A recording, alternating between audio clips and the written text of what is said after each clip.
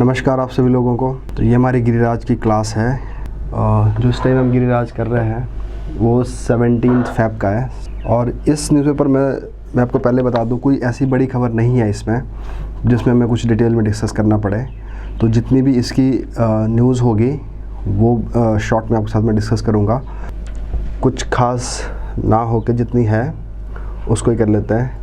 तो राज्य विकास बजट 2020-21 के लिए 9,405.41 करोड़ रुपए का प्रावधान। अभी जो बजट आना है उसके लिए उन्होंने पहले बता दिया कि मेरे पास कितना प्रावधान रहने वाला है। तो हमें क्या करना है, अब कि जो आगे जो बजट आएगा उसके लिए मतलब थोड़ी बहुत तैयारी करनी पड़ेगी। क्या क्या बेसिक जो टर्म्स है, कहाँ पैसा जाएगा बेसिक, तो उसके ऊपर अभी से आना स्टार्ट हो गया है। तो जिस टाइम बजट आएगा उसको थोड़ा हम ज़्यादा डिटेल में करेंगे। तो ये फ़िलहाल यही है इसमें कि अब इसमें क्या बता रखा है कि अब देखो जो बजट है इस साल के, जो बजट की जो खास बात यह है कि राज्य सरकार ने बजट के लिए योजना और गैर योजना श्रेणियों की पुरानी प्रणाली को समाप्त करके, देखो पहले क्या होती थी यहाँ पे planned and non planned expenditure का कंसेप्ट था। तो अब क्या कर दिया सरकार ने, उस प्लान एंड नॉन प्लान को ख़त्म कर दिया है। अब ऐसा कुछ नहीं होता। तो पहले क्या होता था, जो सरकार अपनी प्लानिंग के लिए जो ऑलरेडी कोई स्कीम्स है उनके लिए जो एक्सपेंडिचर है वो अलग से रखा जाएगा, और जो नॉन प्लान वाला है जैसे इंटरेस्ट पेमेंट कोई और चीज़ होगी तो वो अलग से रखी जाती थी। अब ऐसा वाला प्रावधान नहीं है। तो एक तो बात ये याद रखना कि जो अब वाला जो बजट होगा, वैसे सेंटर में तो पहले लागू किया गया है कि जो प्लान एंड नॉन प्लान वाला जो एक्सपेंडिचर के जो अलग अलग एक डिवीज़न की गई थी वो अब नहीं होगी। अब इसमें क्या है, से वार्षिक योजना के स्थान पर वार्षिक विकास बजट प्रणाली लागू की गई है। अब इसमें क्या होगा, annual development budget program, annual development project जो डेवलपमेंट जो प्लान होगा उसके बेस पर यहाँ पे बजट तैयार किएगा। तो अब ऐसा समझ लीजिए जो सरकार क्या करती है, अपने लेवल पे पहले प्लानिंग करेगी, और उस प्लानिंग को भी इस साल यहाँ तक बताया गया है कि जो जिला लेवल पर है वहाँ भी प्लानिंग होगी। और प्लानिंग के अंदर क्या होगा, एक एनुअल प्लान बनेगा, और उस एनुअल प्लान के अंदर क्या होगा, उसके आगे सब प्लान्स बनेंगे। अब जो सब प्लान की बात करते हैं हम यहाँ पे, सबसे पहले हो गई 4 उप योजनाएँ हैं, मतलब 4 सब प्लान हो गए, और जिसमें एक आएगा सामान्य जनरल के लिए, अनुसूचित जाति और ये SC सब प्लान, और एक है यहाँ पे जनजातीय उप योजना ST सब प्लान प्रोग्राम। तो जो ST सब प्लान वाला प्रोग्राम है वो आपके मेंस के सिलेबस में भी है, जहाँ पे ST वाला जो टॉपिक है और वहाँ पे ST सब प्लान की बात की गई है। तो इसका मतलब ये हुआ कि जो हमारी जो प्लानिंग होती है, जिसके लिए जो मनी अलॉट होती है कि क्या क्या होना है आगे फ्यूचर में, तो उसके लिए क्या होगा कि जो ST वाला एरिया है उसके लिए अलग से कोई प्लान होगा। तो इस ST सब प्लान का मेन मकसद क्या होता है, इसके अंदर 1-2 चीज़ें होती है जो आपको याद रखनी चाहिए। तो पहली तो इसके अंदर चीज़ होती है कि जब हम प्लानिंग वाला जो भी हम प्लान करते हैं, जहाँ पे पैसा दिया जाता है, जो फंड दिया जाता है, अगर जिस चीज़ के लिए वो पैसा दिया जाता है, जैसे एजुकेशन के लिए दिया गया तो एजुकेशन पे ही खर्च हो जाना चाहिए, हेल्थ के लिए तो हेल्थ के लिए है। अगर वो सरकार उस पैसे को नहीं खर्च कर पाई उस एरिया में, जिस एरिया के लिए ये अलॉट किया गया था, तो वो जो मनी है वो लैप्स हो जाती है। बट इस केस में क्या है, जो ST वाला जो प्लान होगा, अब इसके अंदर क्या है कि अगर वो पैसा नहीं भी खर्च हो रहा है, अगर हेल्थ के लिए नहीं खर्च हो रहा है, तो वो पैसा लैप्स नहीं होगा। लैप्स होने की बजाय क्या कर दिया जाएगा, वो किसी दूसरे डिपार्टमेंट को ये दिया जाएगा। तो हेल्थ वाला पैसा एजुकेशन में खर्च किया जाता है। तो यहाँ पे जो सब प्लान वाला जो कंसेप्ट है, तो इसको इस बात को ध्यान में रख के किया गया है, क्योंकि जो ST वाला एरिया है वहाँ पर बर्फ़ पड़ जाती है और वो कट जाता है, जो मेन लैंड है उससे कट जाता है। तो उसकी वजह से क्या होता है, बहुत सारी जो गवर्नमेंट के जो प्रोग्राम्स एंड प्रोजेक्ट्स होते हैं उनके लिए भले ही मनी अलॉट की जाती है, तो कुछ यहाँ पे जो क्लाइमेटिक कंडीशन हो गई और भी बड़ी सारी कंडीशंस होती है, उसकी वजह से क्या होता है कि वो जो पैसा है वो इजीली वहाँ पे इन्वेस्ट नहीं हो पाता। तो वहाँ पे डर रहता है कि वो पैसा वापस आ जाएगा। तो इस वजह से क्या कर दिया, उस पैसे को वहीं पे ही खर्च कर दिया जाएगा किसी और एरिया के लिए। अच्छा, दूसरी बात यहाँ पे है, ये भी मैं थोड़ा आपको मेंस के सिलेबस के साथ ही रिलेट कर दूंगा यहाँ पे चीज़। तो अब ST के लिए क्या है, यहाँ पे एक प्रोविज़न तो क्या हो गया,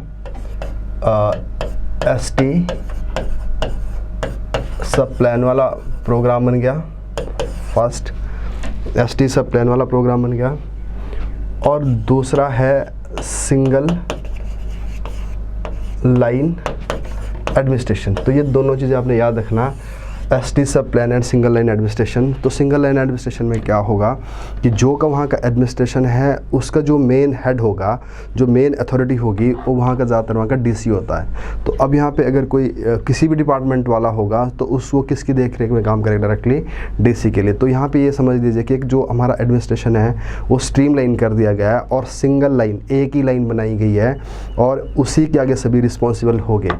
तो अगर यहाँ पे सिंगल लाइन एडमिनिस्ट्रेशन होगा तो यहाँ पे ईजी हो जाएगा कि एक डिपार्टमेंट का जो पैसा है वो दूसरे डिपार्टमेंट में डाला जा सकता है, क्योंकि वहाँ पे क्या है कि जो सोल अथॉरिटी है वो डीसी है वहाँ पे। तो ऐसा नहीं है कि वहाँ पे इलेक्ट्रिसिटी वाला जो डिपार्टमेंट है उसकी अलग से परमिशन लेनी पड़ेगी, ऐसा केस नहीं है यहाँ पे। तो यहाँ पे सारा कुछ क्या है, यहाँ पे सिंगल लाइन एडमिनिस्ट्रेशन के अंदर आ रहा है, तो इसलिए ये ज़रूरी है। तो यहाँ पे मैं बता रहा हूँ आपको कि अब इस बजट के अंदर क्या होगा, जब हम आगे बजट पढ़ेंगे, प्रॉपर प्लानिंग पढ़ेंगे, तो उस टाइम क्या होगा, इसके लिए कितना पैसा अलॉट किया गया और इसके अंदर और भी क्या क्या प्रोविज़न रखे हुए हैं। तो ये आप, ताकि आप उसको अपने जो मेंस वाला सिलेबस है उसके साथ इसको पढ़ें। तो इसलिए आपने ध्यान रखना है कि जो एसटी का जो एडमिनिस्ट्रेशन है, सिंगल लाइन एडमिनिस्ट्रेशन और ये एसटी सब प्लान है, ये आपको इकट्ठे पढ़ना है इसके लिए। और इसके अंदर जो कुछ भी जो स्कीम्स वगैरह आती है और उसको आप अपने यूज़ कर लो। तो एसटी के ऊपर जो मेंस में क्वेश्चन आता रहता है, तो ये अभी इसमें बात हुई है। तो ऐसे भी इनकी जो अलॉटमेंट हुई है मनी की, कितना पैसा किसके लिए अलॉट होना है, तो आगे ये और डिटेल में आ जाएगा। तो अभी फ़िलहाल ये समझिए जो सबसे ज़्यादा पैसा रखा है इन्होंने, जो जनरल विकास के कार्यक्रम हैं, मतलब जनरल जो सभी के लिए है, उसमें करीब 44% जो मनी है, 62% जो है उसके अंदर जानी है। उसके बाद 25 जानी है एससी के लिए, 20 और करीब 9 या 10% जानी है एसटी के लिए। तो ऐसी अलॉटमेंट कर रखे हैं यहाँ पे। तो ये जो प्रोग्राम है, तो आगे क्या होगा ये फिर और डिटेल में आएगा, तो हम इसको और करेंगे।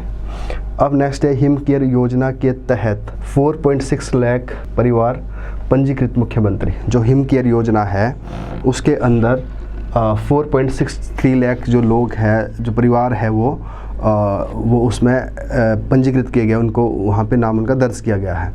तो अब यहाँ पे क्या है कि 2-3 बात यहाँ पे आपको समझनी है। कई बार प्रीलिम्स से क्वेश्चन पूछा जाता है कि एक तो क्या है कि जो लोग हिमाचल के अंदर आयुष्मान भारत की लिस्ट में नहीं है, उनके लिए सरकार ने अपनी तरफ से क्या कर दिया, हिम केयर योजना स्टार्ट कर दी गई है। तो आयुष्मान भारत के योजना के अंदर क्या है, कम से कम क्या ज़्यादा, मतलब मैक्सिमम अभी 10 करोड़ जो हाउस होल्ड है, यहाँ पे इंडिविजुअल की बात नहीं की जाती, हाउस होल्ड की बात की जाती है। 10 करोड़ जो 10 करोड़ जो हाउस होल्ड है उसको इसमें ऐड किया गया है। और एक हाउस होल्ड की जो लिमिट रखी गई है 5 परिवार की, तो 50 करोड़ परिवार हो जाएगा इसमें। तो 10 करोड़ परिवार होगा और इसमें 5 लाख एक इसमें ऐड हो जाएगा। तो इस तरह से एक आधी जो हमारी पॉपुलेशन है वो इसमें कवर हो जाएगी। तो अब हिमाचल ने क्या कर दिया, उसी लाइन के ऊपर अपनी जो स्कीम स्टार्ट कर दी, हिम केयर योजना। तो इसमें आपने याद रखना, किसी लोगों को तो क्या है यहाँ पे किसी भी तरह का प्रीमियम नहीं पे करना। तो अब इसमें क्या होगा कि अगर किसी को अपना इलाज करवाना है उसके लिए 5 लाख तक की इंश्योरेंस कवर मिलेगी और 5 उसके अंदर फैमिली होनी चाहिए। तो 5 फैमिली वाले जो लोग हैं, और अगर किसी की फैमिली ज़्यादा है उससे, तो उसके लिए कुछ अलग से यूनिट बनेगी। तो फ़िलहाल 5 परिवार इसमें कवर हो जाएगा और 5 लाख का इसमें 5 फैमिली मेम्बर कवर हो गया और 5 लाख का इसमें इनको इंश्योरेंस दी जाएगी। अब इसमें क्या है कि प्रीलिम्स के लिए कई बार ये पूछा जाता है कि कौन कौन से ऐसे हाउस होल्ड हो सकता है जिनकी कोई भी प्रीमियम नहीं देना उनको। तो इसके अंदर क्या हो सकता है, जैसे BPL हो गया, और दूसरा जिन्होंने कम से कम 50 दिन मनरेगा में काम किया होगा, है ना। तो ऐसी लिस्ट है ये जिसमें उनको कुछ भी पैसा नहीं देना होता। और उस तरह से कुछ लोग ऐसे भी हैं जिनको प्रीमियम पे करना पड़ता है। तो 365 दिन होते हैं, दिन में 1 रुपये पर दिन का समझ लीजिए। तो 365 रुपये उनको पे करने होते हैं। उसमें कौन आता है, जैसे एकल नारी होती है, जो अकेली नारी होती है, अकेले जो घर में होती है, जो उसका हस्बैंड नहीं होता, और जो 40% से ऊपर जिनकी हैंडीकैप है लोग। तो ऐसी एक और कैटेगरी रखी है जिनको कुछ प्रीमियम देना पड़ता है। तो इस तरह से आपने 3 बात याद रखनी है। एक तो क्या है कि जो लोग हिम केयर में वो आते हैं जो आयुष्मान भारत के अंदर नहीं कवर्ड है, तो उन लोगों को, और कितने 5 फैमिली मेम्बर हो सकते हैं घर के अंदर, और कुछ लोग इसके अंदर वो हो गए जिनको 0% 0 उनको प्रीमियम पे करना पड़ेगा, और कुछ एक ऐसी लिस्ट होगी जिसमें कुछ प्रीमियम देना पड़ेगा। तो इस तरह से अब सरकार क्या बोले कि हमने इतने जो यहाँ पे डाटा दिया हुआ है 4.63 लाख का अभी क्या कर दिया इसमें इनको ऐड कर दिया गया, पंजीकृत क्या कर दिया है। और सहारा योजना हमने बहुत बारी पहले भी करते, तो सहारा योजना में क्या है कि जो लोग गरीब हैं उनको 3,000 रुपये प्रति वर्ष दिया जाता है। तो इसमें तो ये जो न्यूज़ है ये बार बार आ रही है, तो सरकार इसमें कुछ अपनी ज़्यादा ही तारीफ़ करते रहती है, तो बार बार एक ही न्यूज़ आती रहती है। अब जिला स्तर पर भी होगी आयोजित होगी योजना बैठक। तो अभी क्या होता था, जो ये प्लानिंग वाली जो बैठकें होती थी, जो एनुअल प्लान बनता है उसकी पहले मतलब डिस्ट्रिक्ट लेवल पे होती नहीं थी, एक बड़े लेवल पे होती थी, जो स्टेट लेवल पे हो गई एक जगह, तो वहीं पे सब कुछ काम करते थे। अब क्या है कि असल में जो इनको फर्स्ट हैंड इन्फॉर्मेशन चाहिए होती है, तो ये डिस्ट्रिक्ट लेवल पे जाके मीटिंग करेंगे, वहाँ के लोगों से, वहाँ के जो एडमिनिस्ट्रेटिव सेटअप है उससे बातचीत करेंगे, और वहाँ से जो भी डाटा एंड फीडबैक लेंगे उसके अकॉर्डिंगली यहाँ पे। तो ये भी कुछ ऐसी कोई खास न्यूज़, हाँ बट इतना याद रख सकते हैं हम इसको कि अगर आपको मेंस में यूज़ करना होगा तो इसमें ये हो सकता है कि जो हमारा जो एडमिनिस्ट्रेशन है वो सेंट्रलाइज नहीं है, वो डिसेंट्रलाइजेशन की तरफ जा रहे हैं, हम डिसेंट्रलाइजेशन की तरफ जा रहे हैं, और लोगों का पार्टिसिपेशन भी हो रहा है इसमें, और गवर्नमेंट से ज़्यादा हम गवर्नेंस की तरफ जा रहे हैं। तो ये इसका कुछ पॉइंट्स हो गए जो आप इसको मेंस में इसको कोट करके आप लिख सकते हो। अब मुख्यमंत्री हेल्पलाइन हमने पहले भी कर रखा है बहुत बारी में, तो मुख्यमंत्री हेल्पलाइन में क्या है कि शिकायतें जल्दी जल्दी सुनी जाएगी। तो कोविड के बाद फिर से ये स्टार्ट कर दिया, तो मुख्यमंत्री हेल्पलाइन का याद रखना कि जो ज़िला जो एक कॉन्स्टिट्यूंसी होती है ज़िला के अंदर, उसमें क्या होता है कि कोशिश की जाती है कि मंथली एक हाँ वो जनमंच है, हाँ वो उसमें क्या कोशिश की जाती है कि जनमंच की जो एक मीटिंग हो जाए। और कई बार प्लीज़ में पूछ सकते हैं कि जो मीटिंग होती है वो कब होती है, तो वो मंथ के फर्स्ट संडे को होती है, मंथ के जो पहला संडे होता है उसमें होता है। और दूसरा क्वेश्चन बनता है कि जो ये मीटिंग होती है उसको प्रिजाइड कौन करता है, तो उसको प्रिजाइड करने वाला कोई मिनिस्टर होगा। और चौथी पॉइंट है इसके अंदर, इस मीटिंग के अंदर बेसिकली किस चीज़ पर ध्यान दिया जाता है, उसमें दिया जाता है ग्रीवेंसेस रिड्रेसल के ऊपर, कि जो लोगों की ग्रीवेंसेस होती है उसका रिड्रेसल होता है यहाँ पे। तो यहाँ पे सरकार, एडमिनिस्ट्रेशन एंड लोग, और इसमें भी हम यही बोल सकते हैं कि इसमें लोगों का पार्टिसिपेशन है। और governance at your door step, तो दरवाजे के ऊपर है। और अगर आपको सरकारी दफ्तर में जाना है तो उसके लिए आपको खर्चे बढ़ेंगे, टाइम बढ़ेगा, तो उन सभी बातों का यहाँ पे निपटारा साथ साथ होगा। कि जिस किसी को सर्टिफिकेट अलॉट करना है, किसी को पानी का कनेक्शन देना है, किसी को बिजली का कनेक्शन देना है, तो इस तरह की क्या है जो छोटी छोटी जो चीज़ें हैं वो यहीं पे दी जाएगी। और बाकी एंड में क्या है जो गवर्नमेंट के ऑफिसर्स है, मतलब उनको वहाँ पे अकाउंटेबिलिटी, रिस्पॉन्सिबिलिटी एंड जो करप्शन फ्री जो एक तरीका है, तो इसके लिए ज़रूरी है ये। और अगर इसको बड़े लेवल पे देखेंगे तो जो ये होगा ये हमें देता है गुड गवर्नेंस, तो गुड गवर्नेंस का पार्ट है ये। अगर दूसरी बात, अगर कोई यहाँ नहीं जाना चाहता तो ही कैन यूज़ हेल्पलाइन, जो संकल्प हेल्पलाइन है, तो ये सारे गुड गवर्नेंस का एक पार्ट है। शहरी क्षेत्रों के व्यावसायिक व्यवस्थित एवं नियोजन विकास के लिए सरकार प्रतिबद्ध, तो सिर्फ बात होता है कि हम प्रतिबद्ध है बस। तो बाकी इसमें कुछ चीज़ एक और जो आपने याद रखनी है यहाँ पे, तो सरकार ने क्या किया अभी, जो आपको प्री में क्वेश्चन बन सकता है, प्रीलिम्स के लिए क्वेश्चन नहीं बन सकता है, कि 379 नई पंचायतें बनी हैं, 379 न्यू पंचायत, और 7 नगर पंचायतें बनी हैं नई, और 3 नगर निगम बने हैं। तो पंचायतें 379 और म्यूनिसिपल काउंसिल 7 और म्यूनिसिपल कॉरपोरेशन। तो अब जैसे ये 7 आपको पता होने चाहिए, तो आप एक बार इसको लिस्ट आउट कर देना, देख लेना नेट पे कहाँ पे ये। तो जैसे अम्ब में बनी है, चिड़गांव में बनी है, ऐसे 7 जगह बनी है ये। तो मेरे को एग्जैक्टली याद नहीं आ रहा है, तो आप एक बार इसको देख लेना कि प्रीलिम्स के लिए क्वेश्चन के चांसेस है कि इनमें से कौन सी नहीं बनी है, कौन सी बनी है। और अब जो 3 है जो कॉरपोरेशंस है वो तो आपको पूरे पता होना चाहिए। एक बना है पालमपुर में, एक बना है मंडी में, और एक बना है सोलन में। तो अभी तक हिमाचल में सिर्फ 2 थे, वो थे शिमला एंड धर्मशाला। तो सबसे पहले शिमला था, फिर जाके धर्मशाला बना। अब जो लेटेस्ट बन गया यहाँ पे 3 में, सोलन, मंडी और पालमपुर। तो ये आपको याद रहनी चाहिए चीज़।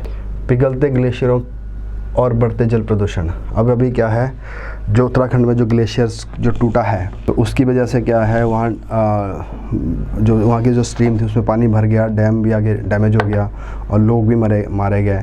तो ये जो ग्लेशियर का जो टूटना है वो बेसिकली किस चीज़ के लिए बात हो सकती है यहाँ पे। सबसे पहले क्या है कि ग्लोबल वार्मिंग हो रही है, इन्वायरमेंटल चेंजेस हो रहा है। तो जो ग्लोबल वार्मिंग है, इन्वायरमेंटल जो चेंजेस हो रहा है, क्लाइमेट जो चेंजेस हो रहा है, उसकी वजह से जो सबसे बड़ा धक्का लग रहा है उसको, वो लग रहा है ग्लेशियर्स को। क्योंकि ग्लेशियर्स क्या है कि अपनी जो उनकी नेचुरल एक स्पीड थी पिघलने की, और वो क्या होता है, उनका जितना वो पिघलता है उतना उसके ऊपर फिर ऐड हो जाता है। अब प्रॉब्लम क्या होने लगी है कि एडिशन थोड़ी कम हो गई है और पिघलने की जो रफ्तार है वो ज़्यादा हो गई है। और अगर ये ज़्यादा देरी से पिघलेंगे तो क्या होगा, जो हमारे जो नाले हैं, नदियां हैं, वो बरसाती नालों में कन्वर्ट हो जाएगा। जैसे बरसात में नाले भर जाते हैं ना, तो वैसे भर जाएंगे। तो कुछ सालों तक ये इस तरह से एक्टिविटीज़ होती रहेगी जहाँ पे ये बरसाती नालों का रूप धारण कर लेंगे, और आगे जाके जब ये ग्लेशियर्स टूट जाएंगे, ख़त्म हो जाएंगे, तो उसके बाद ये कन्वर्ट हो जाएगा कि एक ड्रॉट में। तो ये ग्लोबल वार्मिंग है, ये दोनों चीज़ें लेके आने वाली है। तो सबसे पहले ये बाढ़, फ्लड लाएगी, और उसके बाद ये ड्रॉट लाएगी। तो अभी जिस रफ्तार से ये पिघल रहा है उस रफ्तार से लगता है कि इसमें आने वाला है सिर्फ अभी बाढ़। तो अब सवाल ये है कि जो इन्वायरमेंटल जो प्रॉब्लम है, और उसके अंदर जितना उसको पानी की एक जो लाइन होती है, कितना पानी ग्लेशियर्स में आइस की फॉर्म में रहना चाहिए और कितना पानी वो मेल्ट होके नदी में आना चाहिए, उसके अंदर जो एक इक्विलिब्रियम है। और जब वो इक्विलिब्रियम मेंटेन नहीं होगा तो प्रॉब्लम आएगी। और ये इक्विलिब्रियम क्यों मेंटेन नहीं हो रहा है, और उसके लिए वजह क्या है हमारा, जो हम एक जो डेवलपमेंट की तरफ जा रहे हैं, हम ग्रोथ की तरफ जा रहे हैं, और जो बिना चेक की हुई ग्रोथ है, और उसके ऊपर क्या करें, हम जो नेचुरल रिसोर्सेज हैं उनको बहुत बड़े लेवल पर हार्नेस कर रहे हैं, और इन्वायरमेंटल जो प्रॉब्लम हो रही है उसकी वजह से ये सब कुछ हो रहा है। तो ये सीधा रिजल्ट किसका है, क्लाइमेट चेंज का। और अब देखो, जैसे हम करते हैं कि बात, हम पेरिस एग्रीमेंट की बात करेंगे, INDC की बात करेंगे, इंटरनेशनली जो डिटरमिन्ड कॉन्ट्रीब्यूशंस है, तो उसमें शायद एक बात ये भी रखने की ज़रूरत है अब, जो हमारी जो ग्रोथ होगी, जो हमारी डेवलपमेंट होगी, वो एक रेगुलेटेड मैनर में होनी चाहिए। और उसके लिए क्या है कि एक सस्टेनेबल ग्रोथ होनी चाहिए, जो ऑलरेडी वहाँ पे इस तरह के जो हमारे डैम्स वगैरह बने, जो पानी है, और उनको किस तरह से हम सुरक्षित रख पाएँ। तो नेक्स्ट है कि अब ये किस में हम पढ़ते हैं सिलेबस में, किसका पार्ट बन जाएगा आपका, डिज़ास्टर का। तो हमारे जो डिज़ास्टर के प्रोफाइल है, जो हिमाचल का जो सिलेबस है उसमें जो नाम दिया गया है वो दिया गया disaster profile in Himachal Pradesh. और जो पूरे इंडिया वाला जो सिलेबस है उसमें दिया गया डिज़ास्टर मैनेजमेंट। तो डिज़ास्टर मैनेजमेंट की तो बात अलग से है। अगर हम डिज़ास्टर प्रोफाइल की बात करें तो Himachal Pradesh is also prone to glacier cross disaster, क्योंकि हमारे पास क्या बहुत सारी जो लेक्स है वो ग्लेशियर वाली लेक्स है। तो प्रीलिम से थोड़ा याद रखना कि कौन कौन सी हमारी जो लेक्स है वो ग्लेशियर्स वाली लेक है। जैसे चंद्रभागा वाली एरिया हो गया, वहाँ पे ग्लेशियर वाली लेक है। और उसी तरह से म्यार ग्लेशियर्स है एक लाहौल में, वो भी ग्लेशियर वाला है। पार्वती वाला रीजन है वो भी ग्लेशियर वाला है। पिन वाला एरिया है वो ग्लेशियर वाला है। उसी तरह से जहाँ से राबी निकलती है, बादल एंड तंतगिरी वाला एरिया, वो भी ग्लेशियर वाला एरिया है। तो इस तरह से क्या है कि जो ये ग्लेशिएटेड जो लेक है, इनकी वजह से क्या हो सकता है कि आगे ऐसी इस तरह की जो हैवोक है वो हिमाचल में भी होने की संभावना रहती है। तो इस तरह से आप एक प्रोफाइल इस तरह से बना दीजिए, जब आपके सिलेबस में लिखा हुआ है कि disaster profile in Himachal Pradesh, तो एक प्रोफाइल आपकी कौन सी बनी जाएगी, जो ग्लेशियर्स वाली प्रोफाइल है। तो ग्लेशियर्स को आप ऐसे ज़बान याद रखें, क्योंकि मेंस में लिखने के लिए इतना भी बहुत होता है। जो ग्लेशियर्स वाला एरिया है, एक तो चंद्रभागा वाला एरिया हो गया, और एक स्पीति एंड पिन वाला एरिया हो गया, और दूसरा कुछ हद तक थोड़ा सतलुज वाला भी है, और इसी तरह से पार्वती वाला भी, पार्वती और पिन वाला काफ़ी एरिया है, इवन रावी वाला एरिया है। तो इस तरह से जो इनकी कैचमेंट एरिया है, जो इनका बेसिन है, तो इनको जो इन रिवर को जो फीड करती है वो बेसिकली ग्लेशियर्स है। तो इनको ऐसा नहीं कि पानी हमेशा बारिश से पानी मिलेगा इनको।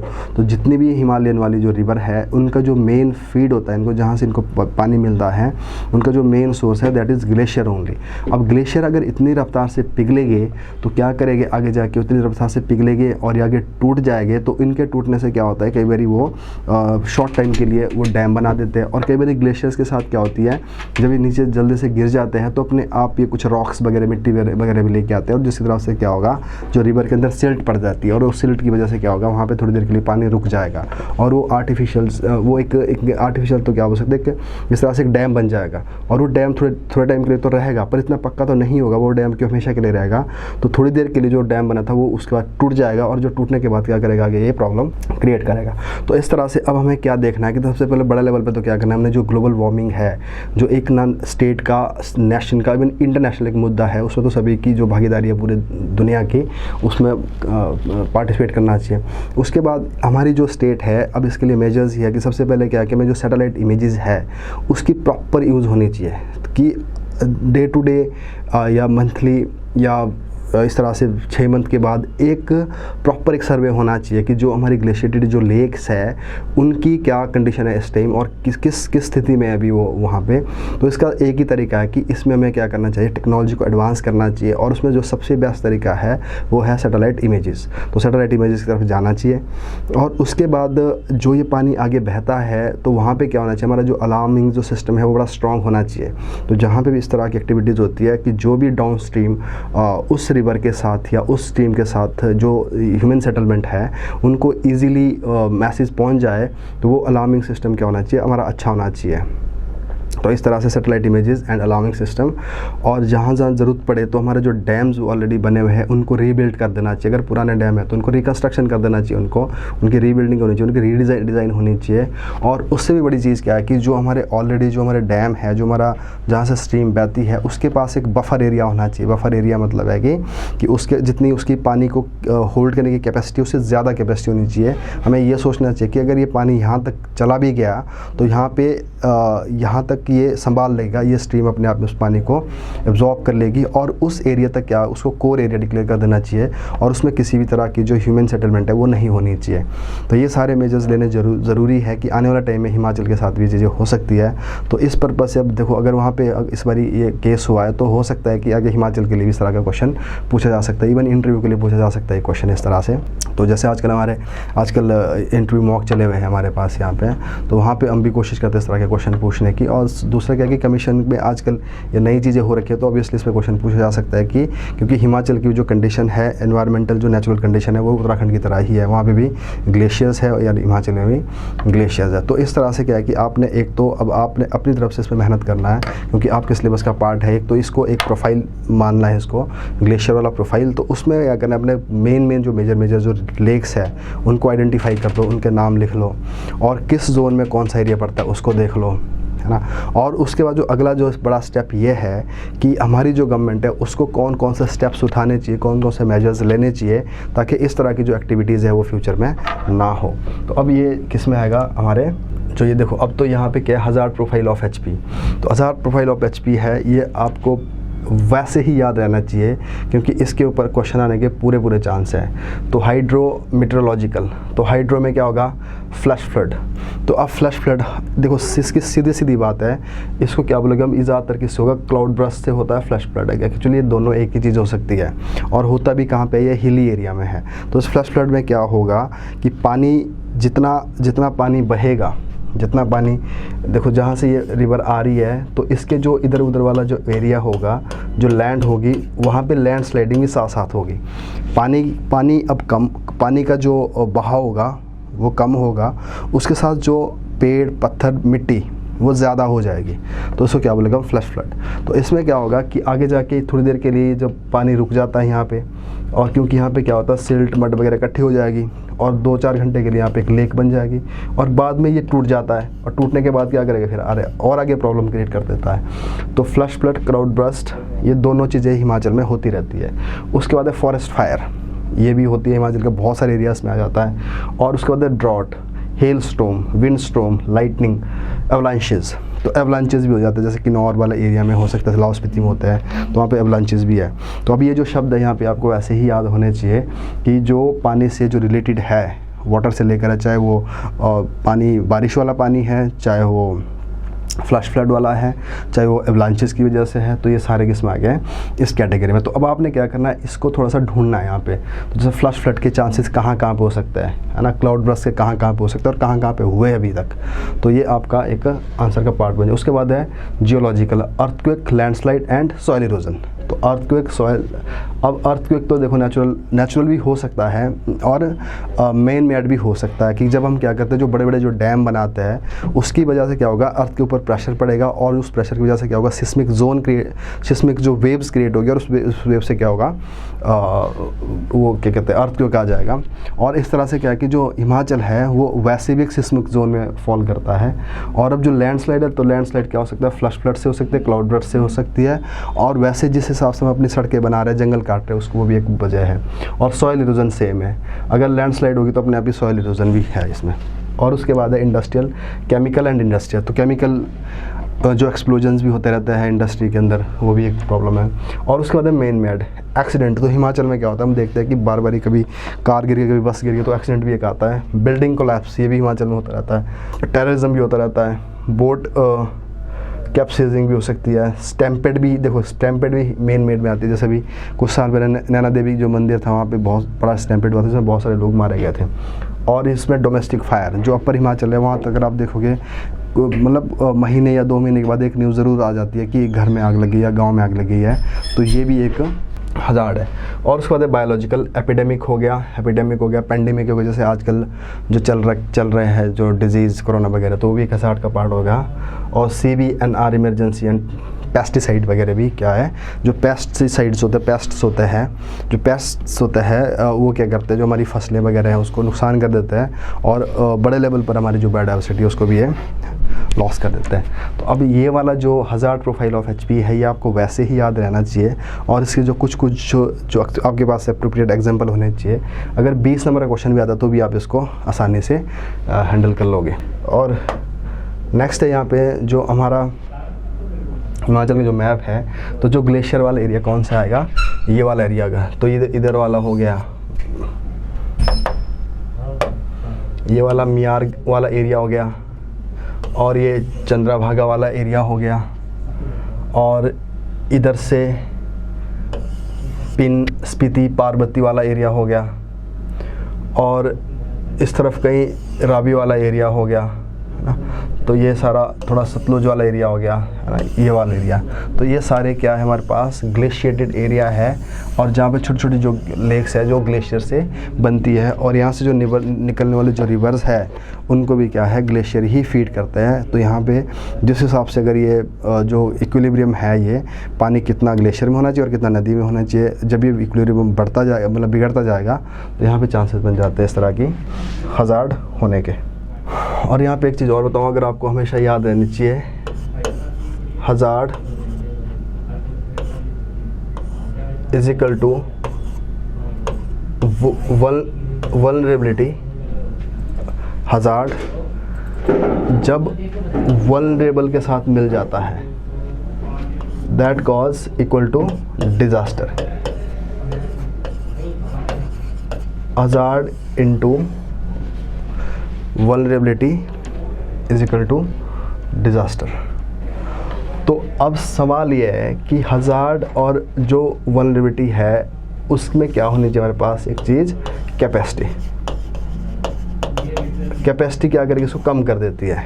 तो अगर कैपेसिटी मेरी ज़्यादा होगी तो डिज़ास्टर कम होगा। तो सिंपल सी बात है कि जो हज़ार्ड है वो सबके लिए है।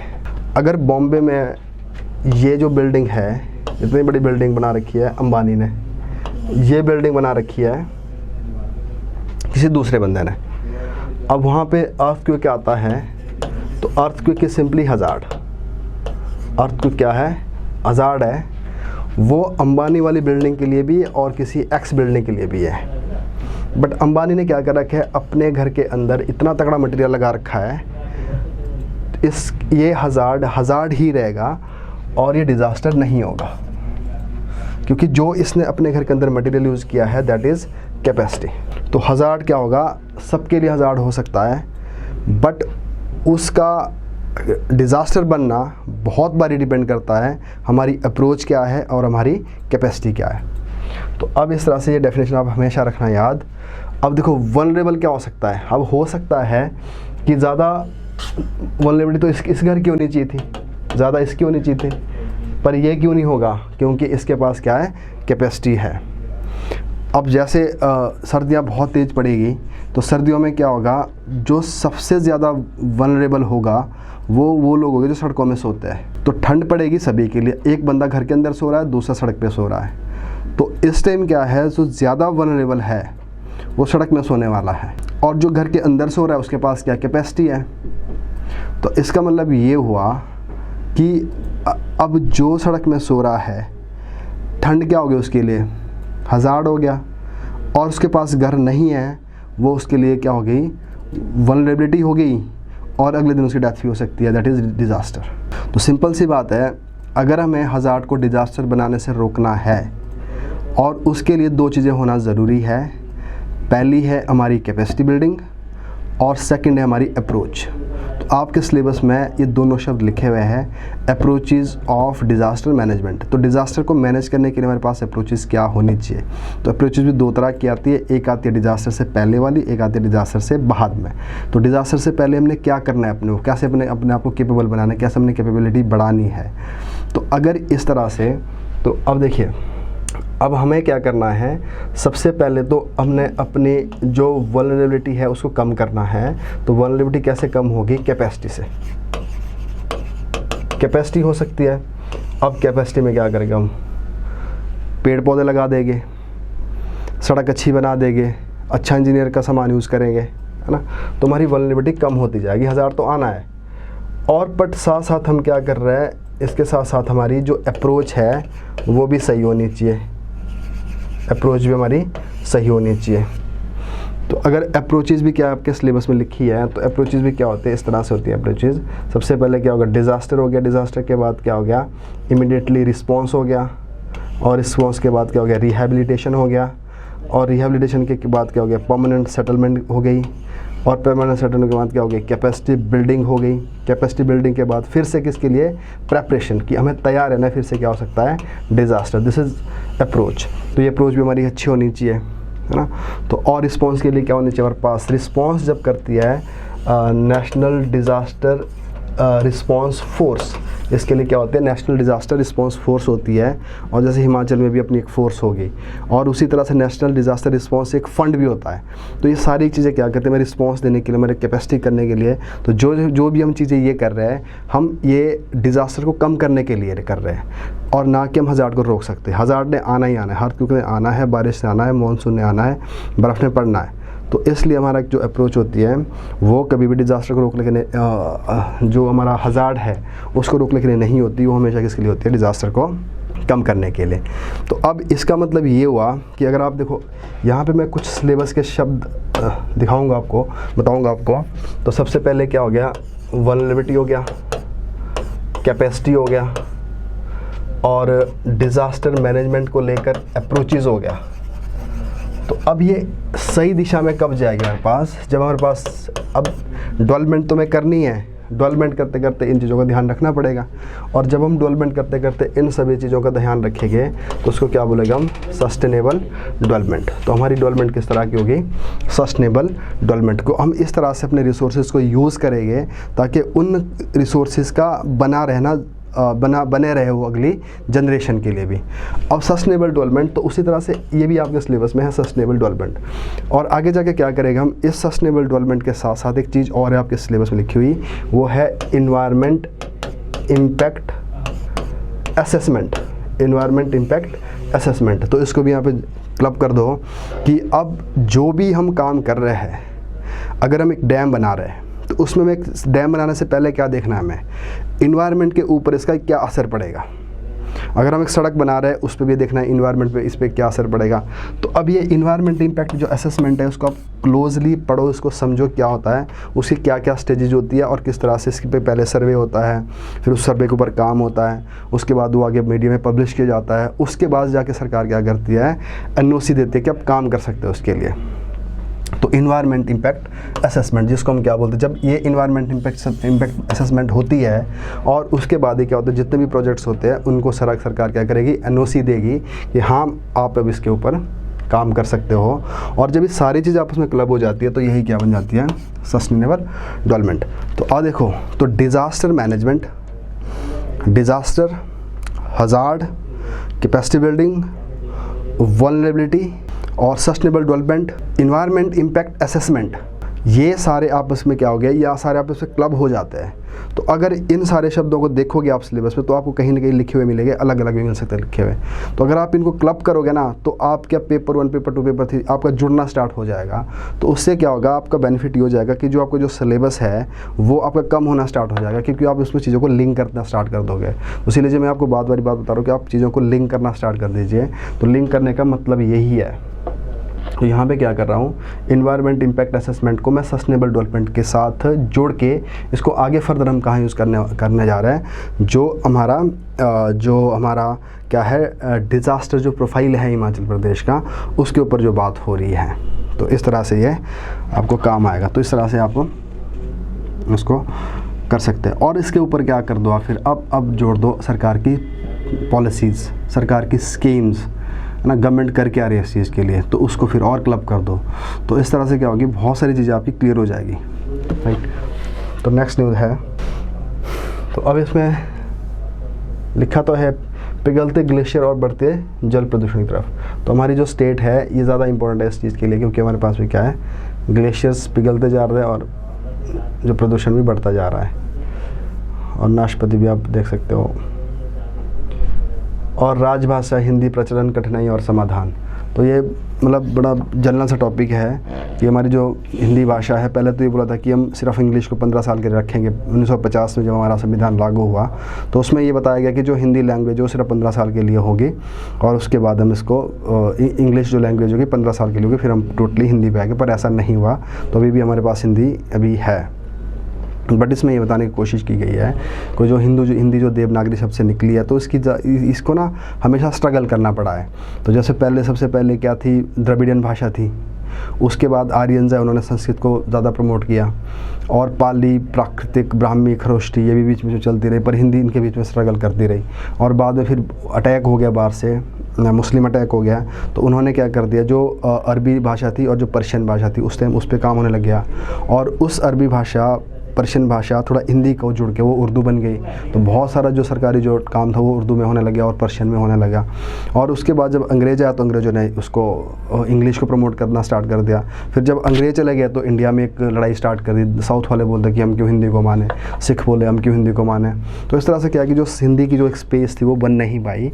तो ये एक प्रॉब्लम है। तो अब आपने याद रखना है कि जो आपका पेपर 1 है, लैंग्वेज उसमें लिखी गई है जो लैंग्वेज क्या है। तो लैंग्वेज में आप पढ़ सकते हैं कि जो हमारी तमिल भाषा से निकली हुई है, संस्कृत से निकली हुई है, इंडो तिब्बतियन लिखी हुई है। तो इसको भी आप नोट कर दीजिए, इसके ऊपर भी आप थोड़ा स्टडी कर लेना, क्योंकि ये पूरा एक सिलेबस का पार्ट है जो हमारी जो लैंग्वेज है इंडिया में। तो किस किस फैमिली की आती है, कहाँ पे है। तो यहाँ पे सिर्फ सिंपली इतना बताया कि जो हिंदी लैंग्वेज है उसकी क्या है, उसको हमेशा से स्ट्रगल करना पड़ा है अपनी एग्जिस्टेंस के लिए। बट आज की डेट से वो स्ट्रगल कर रही है। तो अभी भी इसको क्या है कि क्योंकि इधर से इंग्लिश का ज़्यादा वर्चस्व बढ़ गया है और उधर से जो साउथ की लैंग्वेजेज है, उधर पंजाबी है, तो अब क्या है कि अभी भी हिंदी भी एक स्ट्रगलिंग स्टेज में है। और उसके बाद सामाजिक पुनर्जागरण के प्रवर्तक स्वामी दयानंद सरस्वती, स्वामी दयानंद सरस्वती के बारे में बताया। आर्य समाज इन्होंने बनाया था। तो इसमें 2-3 बातें हैं कि इनका जो जन्म हुआ था 12 फरवरी 1824 में हुआ था। और इसके जो पिताश्री थे वो शिव जी के पुजारी थे। और इनका जो बचपन का नाम था मूल शंकर था। तो मूल शंकर इनका बचपन का नाम था। जो अपने पिता के साथ ही जब शिव मंदिर में जाते थे तो शिव मंदिर में उन्होंने एक देखा कि रात को जो चूहा था शिव जी के जो प्रसाद था उसको खा रहा था। तो उसने शिव जी को देखा कि ये तो शिव जी की जो मूर्ति है, शिव जी को नहीं चैलेंज किया, शिव जी की जो मूर्ति है, तो शिव जी की जो मूर्ति है अपना प्रसाद तो बचा नहीं पाती, तो लोगों को कैसे बचाएगी।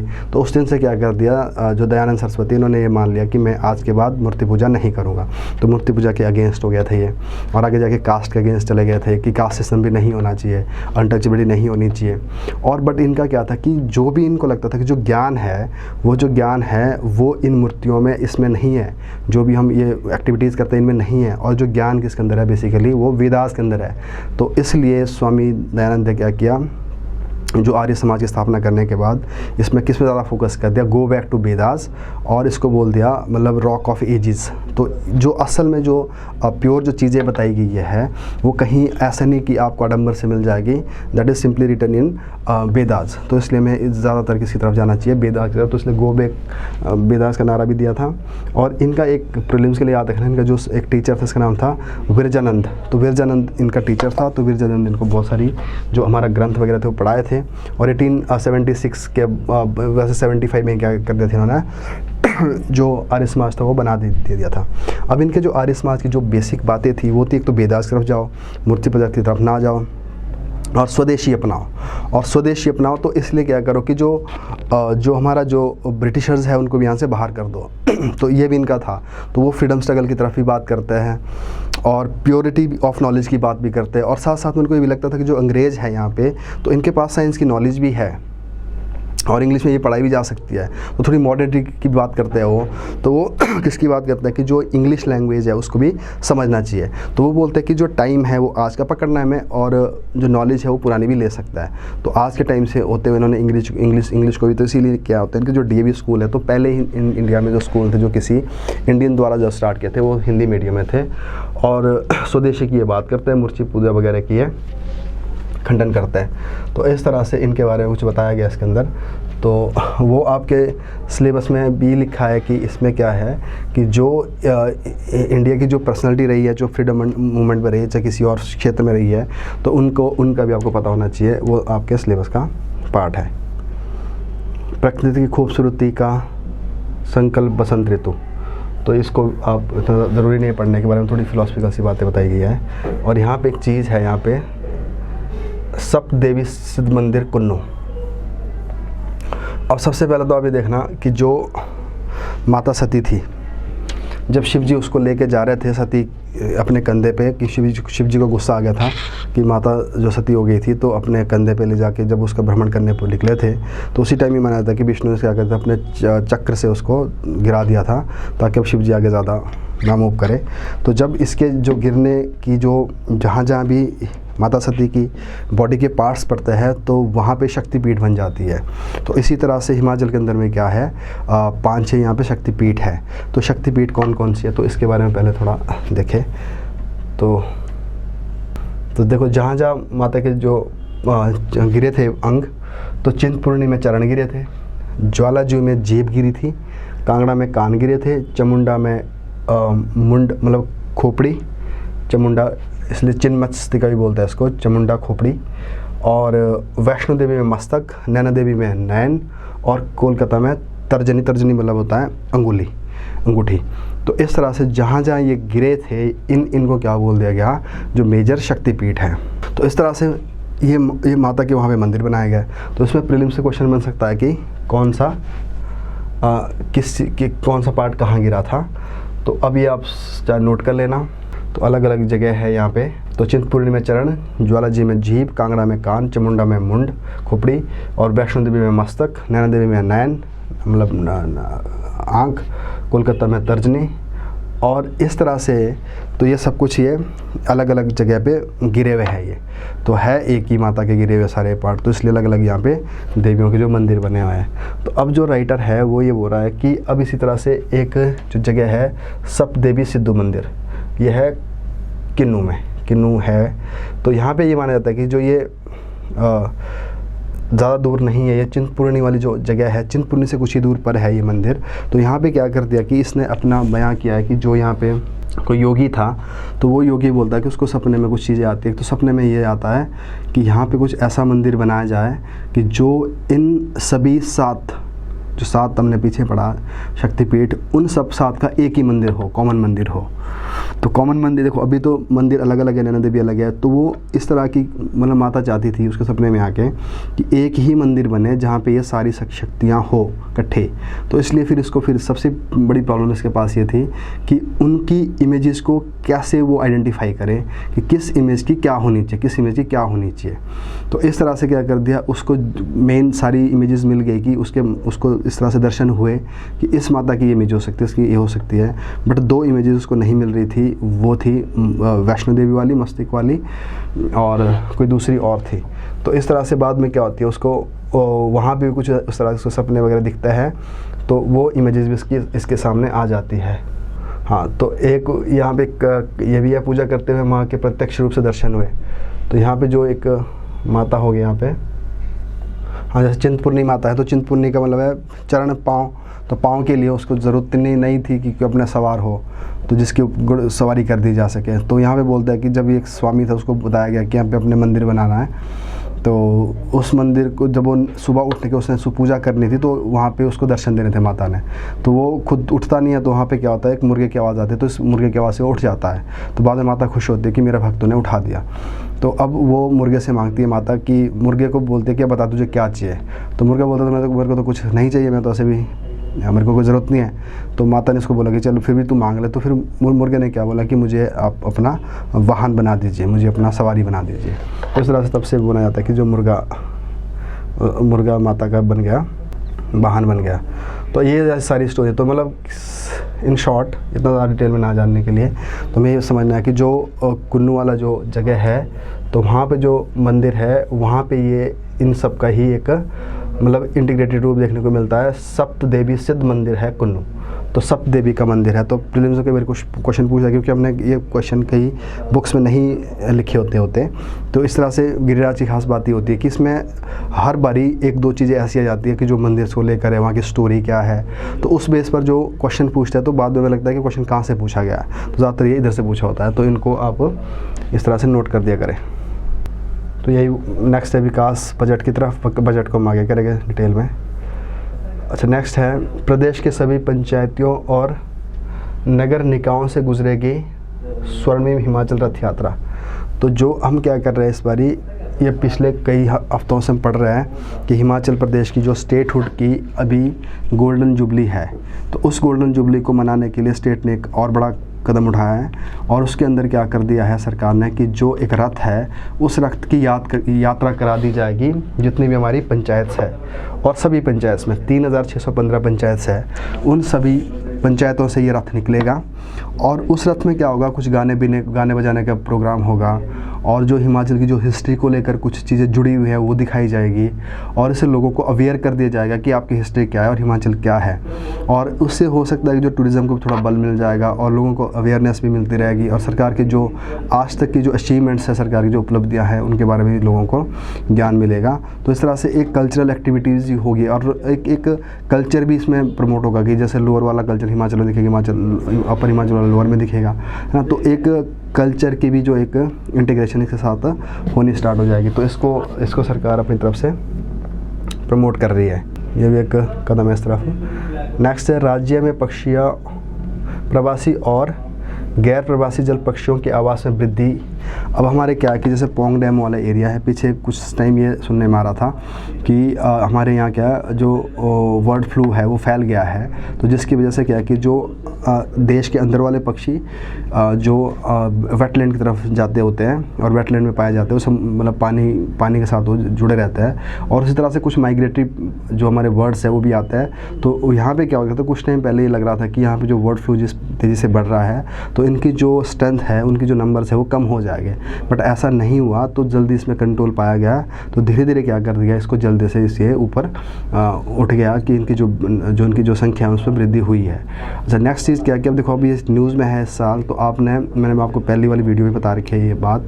एक तो आप नोट कर लो, इसके ऊपर आपने अच्छे से नोट्स तैयार करना है।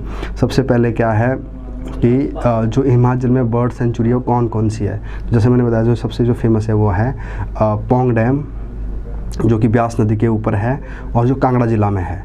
तो एक तो इस तरह से आपने देखना है कि जो बर्ड सेंचुरी है वो कितनी है, और उसके बाद दूसरा आपके लिए खुद के लिए टास्क है कि आपने स्टडी करना है कि जो रामसर कन्वेंशन है, तो रामसर कन्वेंशन 1971 में हुई थी, और रामसर जो जगह है वो ईरान में है, और रामसर कन्वेंशन के क्या क्या और ऑब्जेक्टिव्स है और क्या क्या उसके फीचर्स है वो आपने अपनी तरफ से एक बार नोट कर लेना है।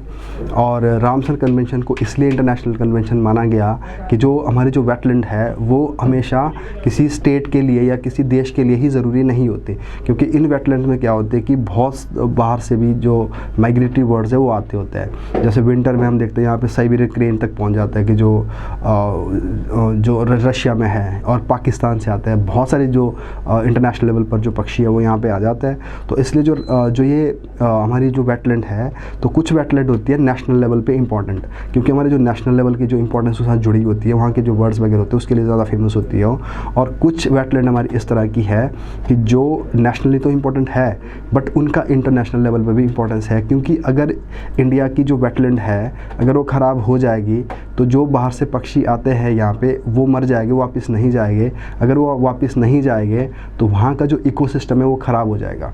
तो इकोलॉजी को मेंटेन करने के लिए क्या है कि जो भी इस इकोलॉजी के सारे जितने भी यूनिट्स हैं उन सब का ज़िंदा रहना ज़रूरी है। तो इसलिए हमारा काम यह है कि अपने देश में तो हम इनको बचाएंगे, बट साथ में दूसरे देशों के लिए भी ज़रूरी है, क्योंकि हमारी वजह से किसी दूसरे देश में प्रॉब्लम ना आ जाए, वहाँ का इकोसिस्टम ना ख़राब हो जाए। तो इसलिए हमारे पास क्या होती है, ये इंटरनेशनल लेवल पर जो कन्वेंशन, इंटरनेशनल लेवल पर क्या है कि जो वेटलैंड को कुछ डिक्लेयर किया है, तो इसलिए आपने वेटलैंड कन्वेंशन पढ़ना है खुद, और इंडिया में कौन कौन सी वेटलैंड है, और ये बायोडाइवर्सिटी का एक पार्ट है। इसमें बायोडाइवर्सिटी बहुत ज़्यादा आती है, और उसके साथ साथ क्या है, और जो बायो जो डाइवर्सिटी है और जो हमारे प्रिजर्व्ड एंड प्रोटेक्टेड एरिया है उसका भी पार्ट है। तो इस तरह से क्या है कि आपका एक अलग से ही एरिया बनता है। जैसे हमने पिछली क्लास में पढ़ा था कि जो नेशनल पार्क है हिमाचल प्रदेश का, जो इंडियन नेशनल पार्क है, उसको इस बारी रैंकिंग 1 मिली है, जो सबसे मतलब अच्छे लेवल पे एक प्रोटेक्टेड एरिया हिमाचल प्रदेश का। और उसी तरह से वहाँ पे सेंच है या तीर्थन है, वहाँ पे वो सेंचुरी है, उनकी भी बात हुई है।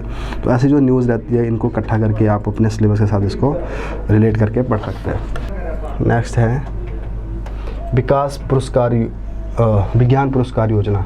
तो युवाओं को मतलब साइंस की तरफ जाने के लिए सरकार ने क्या कर रखा है, एक युवा विज्ञान पुरस्कार है। तो इसमें क्या होता है, सरकार हर साल क्या करती है, जो स्टूडेंट्स होते हैं उनको, जो साइंस में जिन्होंने कुछ ऐसा एक्सेल किया, जिन्होंने अच्छा काम किया है, उनको अवार्ड दिए जाते हैं। तो इससे भी क्या होता है, हमारी जो एजुकेशन की जो स्तर है उसमें जो इनोवेशन है, साइंस है, साइंटिफिक टेम्परामेंट है, लोगों के अंदर जो एक मोटिवेशन है वो बनी रहती है। तो सरकार ये काम करती रहती है। तो इसमें ये ज़रूरी नहीं जानना कि किसको मिला है किसको नहीं मिला है। तो इस तरह से गिरिराज के अंदर जितनी न्यूज़ थी वो मैंने करवा दी है, और नेक्स्ट न्यूज़ में फिर मिलेंगे। और अच्छा एक बात और है यहाँ पे कि अभी जैसे हम लाइव क्लास लगाया करते थे गिरिराज की, तो बट धीरे धीरे हमें देखने में मिल रहा है कि जो लाइव क्लास में जो स्टूडेंट्स हैं वो कम आ रहे हैं। क्योंकि कम इसलिए आ रहा है कि हम इसको बाद में यूट्यूब में डाल देते हैं। तो ज़्यादातर जो लोग हैं अपनी कन्वीनियंस के हिसाब से, अपने टाइम के हिसाब से यूट्यूब में देखना प्रेफर करते हैं। तो हमने भी यही सोचा है, तो क्यों हम लाइव क्लास रखें वैसे ही। तो हमने भी ये कर दिया कि क्लास आपकी रेगुलर होगी, ये बंद नहीं होगी, और हर शनिवार को होगी, संडे या सैटरडे को आपकी यूट्यूब में डल जाएगी। तो वहाँ पे आप इसको देख सकते हो। और अगर आपके कोई क्वेश्चंस है और अगर आपकी क्वेरीज़ होती है किसी भी को लेकर, वो मैं आपको मेरी पर्सनल कमिटमेंट है, मैं पूरी कोशिश करूँगा कि जैसे आप लाइव में कुछ क्वेश्चन पूछते हो उसको मैं आंसर करता हूँ, वैसे मेरी पूरी कोशिश रहेगी कि आपके जो आंसर होंगे वो मैं यूट्यूब में जो कमेंट वाला सेक्शन है उसमें डाल के उसको आपको मैं एड्रेस करूँगा। तो इसलिए जो भी आपकी कुछ डाउट्स रहते हैं या कुछ आप पूछना चाहते हो, तो आप सिंपली क्या करोगे कि जो कमेंट्स है उसमें लिख लो इस चीज़ को, और मैं आपको रिप्लाई करने की पूरी कोशिश करूँगा, और मैं रिप्लाई करूँगा भी। तो इसी के साथ मैं यहाँ पे एंड कर रहा हूँ। तो अगली शनिवार को जो नेक्स्ट वीडियो होगी उसमें फिर मिलेंगे।